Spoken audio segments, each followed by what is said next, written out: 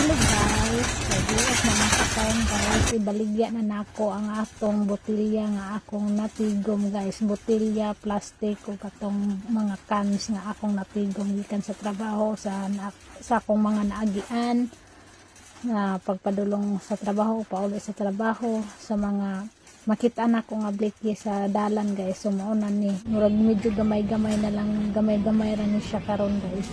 So karon naabot na dahil ta karon dire sa supermarket at padulong nako sa machine kung asa mag-count kung pila tanan ang akong blikye guys. So sugdan na natog pasulod ang atong mga plastic, pero nag-stop siya guys kay murag something napuno siya sa likod, pero nag-ask ko sa trabahante dito nga ipaayo mo na nagka-continue ko.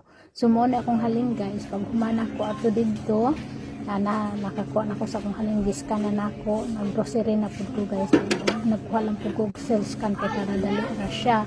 Tapos pag humana ko dito grocery guys, ako na siyang gibayaran, pero deduction na siya sa akong blikye, sa akong halin. So deducted lang, so mauna lang niya akong nabayran 6 euros guys.